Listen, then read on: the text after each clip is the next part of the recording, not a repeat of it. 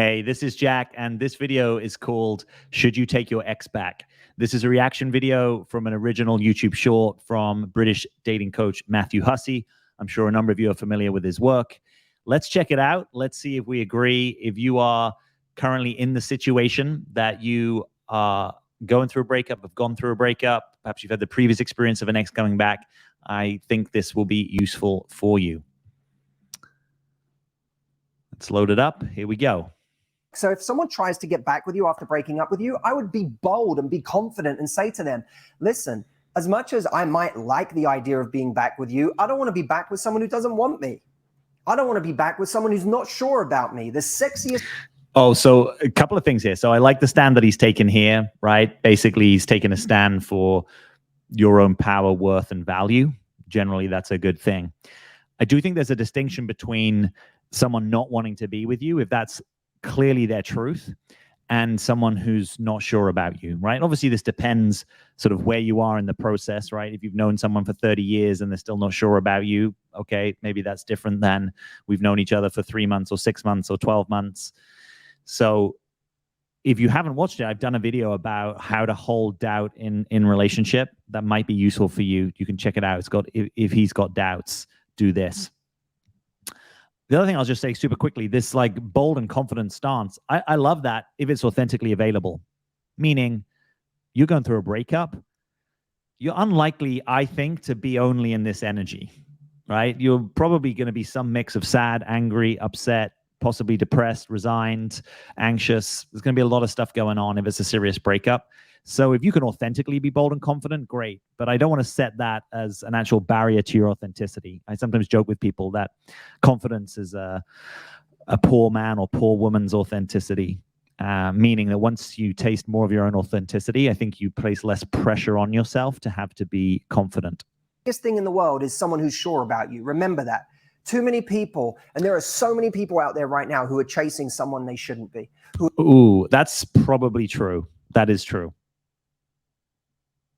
Because in a sense, a lot of people that are reaching out to me are in some version of that, whether they're specifically chasing or being chased or letting someone in their life. You know, maybe it's not only that they're chasing. And as a general rule, we could say if you're a woman who wants to express her feminine essence and that's your true essence and you typically date men, you probably want to be out of the chasing game completely. Although there are some exceptions to that. I'm talking gross orienting generalization. But you continuing to put attention on someone that's actually not good in your life, that's actually the easier one to say no to, and that can still be incredibly hard. What can be difficult is where there's someone in your life that's like a mixed bag, you know, that actually perhaps you have a really good connection, or this one I get a lot. Like, I've never been seen so deeply as by this guy, but yet he's not ready for a committed relationship. No wonder that's going to confuse you, because part of you is going to love that experience of, oh, wow, I've just been seen more than I've ever been seen. That could be one of your most powerful life experiences. And then I come along and say, be bold, be confident, let him go. It's like, good luck with that, right? It might be that you've got to create that space for this kind of cauldron of experiences that you're having. And it's not always easy to lead with the prefrontal cortex, right? There might be a sort of irrational thing to do, but when a guy sees you super deeply, it could also be right for you to stay in connection a little bit just to get that experience. You know, there's sometimes a lot more kind of grace and mystery than those sort of one-size solution would suggest. Who are chasing someone who's not showing them that they deserve them. So if someone tries to get back with you... That's the end of the video. That's going to loop there. So let me just pop myself back on the full screen here. So what he said at the end there was interesting because he was talking about deservingness, right? The fact that this person coming back into your life, they don't actually deserve that. If that's true, that's great. My imagination is that he's talking to heart types here, meaning from an Enneagram perspective, types 2, 3, and 4, because heart types have the most preoccupation with questions to do with value and identity and worth. That's more of a thing. That's more where I'm going to possibly trip myself up if we think about it from getting stuck in your personality. So this is interesting territory. Because someone doesn't want to be with you, do you consider that anything to do with your worth, right? For some people, that wouldn't even be part of the landscape. Now, if it is, you've got to deal with it because it's authentically there.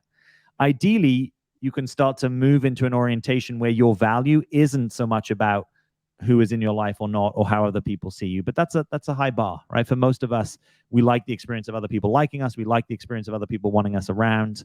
I'm just dropping that question there. Do you very quickly go to questions of deservingness and worth, right? Or feeling respected or disrespected? Because as true as that experience may be for you in your deeper development, it may also be about relaxing that programming and not so quickly moving into that orientation.